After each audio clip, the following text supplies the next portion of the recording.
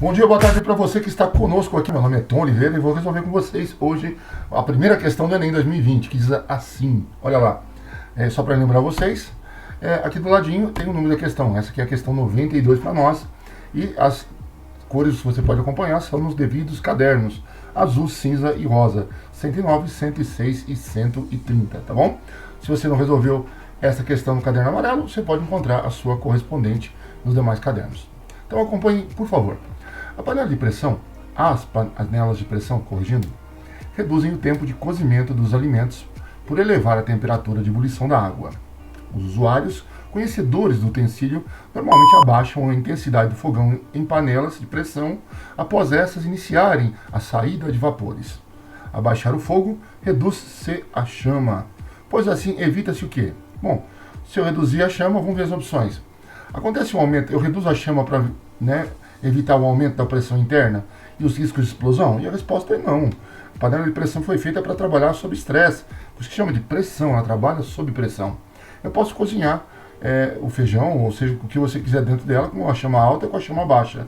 A única coisa que eu reduzo ela para não gastar menos energia, mas eu não vou falar nessa opção. Letra B. A dilatação da panela e a desconexão da sua tampa. Ele está sugerindo que quando você aumenta demais a temperatura, a tampa se desconecte da panela. Isso não acontece, não foi projetada para acontecer, tá bom? Então, falsa. Eu quero evitar a perda da qualidade nutritiva do alimento. Olha, quem coloca um alimento para cozinhar lá, já sabe que alguns nutrientes vão se perder, principalmente os mais delicados, como, por exemplo, as vitaminas. Algumas vitaminas, sob alta temperatura, se degradam. Então, a qualidade acaba ficando pior. Mas, fazer o quê, né? Já está lá, a nossa opção é esquentar para amolecer o alimento que está ali dentro. Então, portanto, não é a melhor opção. Letra D, eu quero evitar a deformação da borracha de vedação. Não, curiosamente, quando você aquece todo esse material, a panela inteira, a própria borracha é aquecida. Quando ela é aquecida, ela se expande. E ao se expandir, ela aumenta de tamanho, vedando a panela melhor ainda, evitando que qualquer vapor saia pelo caminho que não é determinado para isso, tá bom? Então a alternativa menos ruim para a gente é o consumo desnecessário de gás. Claro, com menos gás, olha, eu vou explicar para vocês em detalhes, tá? Acompanha aqui. Essa é a panela de pressão, normalmente não está aparecendo muito, mas é o vapor que sai pelas aberturas que tem ali, né? Então, à medida que o vapor está saindo, a gente está criando o cozimento nela, a gente tem a seguinte configuração. O corpo da panela, essa borrachinha que vai ser colocada internamente aqui no corpo da panela e vai ficar nessa parte de cima aqui. Essa panelinha, essa tampa, ela entra meio de ladinho, depois que você vira ela encaixa de baixo para cima. Então essa borda aqui é bem larga, ela impede essa tampa de sair. Então, aquele lance da panela sair pelo fato de você aquecer demais, não vai acontecer, tá? Outra preocupação que muita gente tem é que essa panela exploda. Nós temos uma válvula de segurança escondidinha aqui embaixo, tá? E aqui a saída normal de vapor dela. Se alguma coisa der errado, essa válvula, essa saída que ficar obstruída, essa válvula simplesmente que é feita de borracha, ela simplesmente se rompe e todo o vapor sai por aqui. Claro que vai dar um susto na pessoa que está cozinhando, mas ela vai ser tranquila para se trabalhar, tá bom? Então nada de medo, nada de receio. Isso aqui se chama de apito, uma tradução bem literal do manual de panelas original norte-americano, né? Mas isso aqui na verdade é um regulador de saída por conta da gravidade, a gente chama ele aqui carinhosamente de apito, tá bom? Então olha aqui. O que difere a panela normal da panela de pressão? Isso aqui é uma panela aberta. Então a panela aberta volta e meio vapor, e outros elementos que saem de baixo, desse material aqui, eles vão ser expelidos por conta dessa. Então acaba sujando a lateral da panela. E a pergunta é, por que isso acontece? Etapa 1. Nós vamos começar a aquecer ela do fundo para cima. Então quando você coloca a chama do fogão no fundo dessa panela, o calor passa através de um processo chamado de condução térmica. Chegando aqui em cima, o líquido começa a se aquecer e é neste momento que nós vamos mudar uma propriedade muito importante. Vou até mudar a cor da minha para mostrar aqui para vocês. Uma propriedade chamada de densidade. A densidade para nós é uma relação matemática entre a massa que o objeto tem e o volume que ele ocupa. Quando o líquido é aquecido, o volume dele se expande e ao volume se expandir, a densidade, que é uma grandeza inversamente proporcional, se diminui. Isso acarreta o quê? Acarreta uma mudança de posição entre... Esse é o copo geométrico mais feio que eu desenhei na minha vida, no universo, desde o meu nascimento, E olha que, lá na pré-escola, eu fiz umas coisas bem horríveis. Então eu quero que você imagine que isso aqui, que é um copo.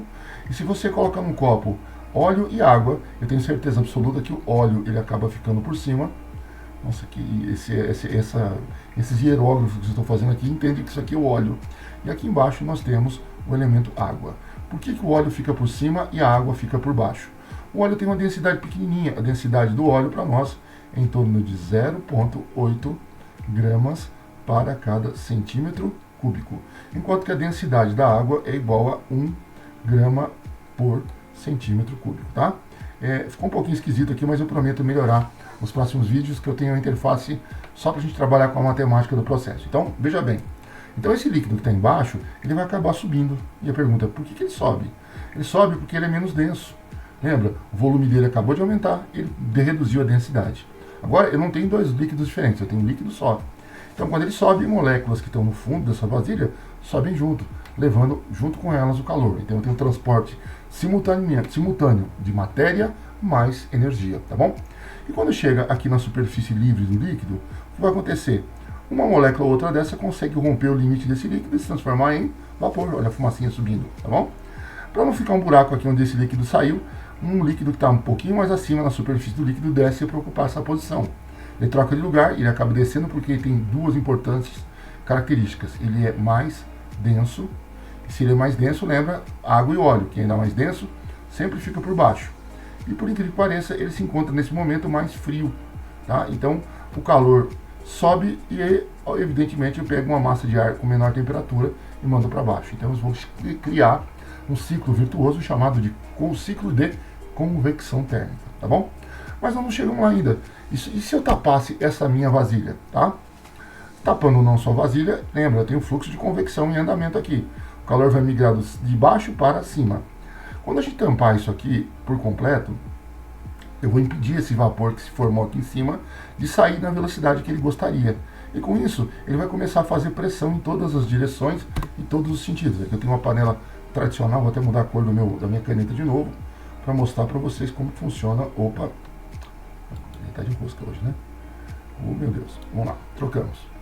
Então, por isso, o vaporzinho, eu quero que você imagine que o líquido mais ou menos está com um nível mais ou menos por aqui, e ocupando esse espaço entre a tampa e o líquido, existe uma boa quantidade de vapor.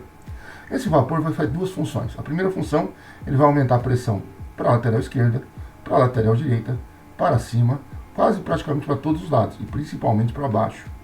Essa pressão impede que aquele volume todo que queria se transformar em vapor se transforme. E vai aumentando a compressão à medida que a temperatura aumenta, ele também empurra algumas moléculas de vapor de novo para o líquido. Então ele cria para mim um estado de troca de posição entre as moléculas de líquido e de vapor, tá? Pode chegar a um determinado estágio em que a pressão interna é tão grande que ela consegue empurrar a válvula para cima. E esse vapor acaba fazendo o quê? Saindo por essas laterais que você está vendo aqui. Mas logo em seguida o que acontece? Essa tampa abaixa novamente e a pressão volta a crescer. E a gente vai criar um ciclo virtuoso entre subir e descer isso aqui. Se eu aumentar a pressão, eu só vou acelerar a quantidade de água que eu vou estar transformando em vapor.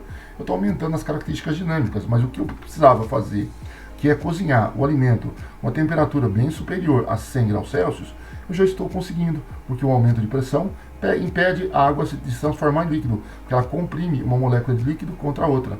Então essa temperatura que deveria ser 100, ela supera os 100 graus Celsius. Legal? E quando ela supera os 100 graus Celsius, eu estou cozinhando o alimento na presença de água, que torna ele hidratado e gostosinho. E acima de tudo, eu estou aquecendo ele a uma temperatura superior aos 100 graus Celsius. Coloquei 100 aqui. Uma panela de pressão normal, ela chega aí brincando aos 120 só de esquenta, tá bom? 120 por aí, alguns modelos até mais do que isso. Panelas industriais conseguem chegar até 400, autoclaves, né? Usados com a mesma função da panela de pressão, chegam a quase 500 graus Celsius. Então, portanto, aquecer, né, cozinhar alimentos e aquecê-los acima da temperatura de ebulição da água acontece especificamente porque nós aumentamos a pressão. Mas eu quero lembrar agora, vamos matar o exercício em si. Tá vendo? Enquanto estiver saindo esse vaporzinho ali, significa que você já chegou numa condição em que aquilo que você precisava que acontecesse, que é aumento da temperatura da ebulição da água e o início do cozimento do material, já aconteceu. Se eu quiser aumentar a temperatura, aumentar a vazão de gás, eu estou queimando mais gás, liberando mais calor. Pode acontecer de cozinhar mais rápido, dependendo da condição, sim, dependendo não. É só um aumento da evaporação.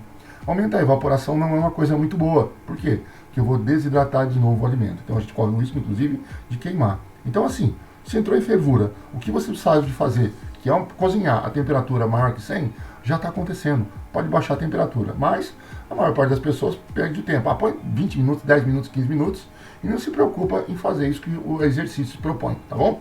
Então, portanto, voltamos para o nosso exercício. A alternativa melhor de todas, da questão 92, a resposta para nós é a alternativa de letra E, tá bom?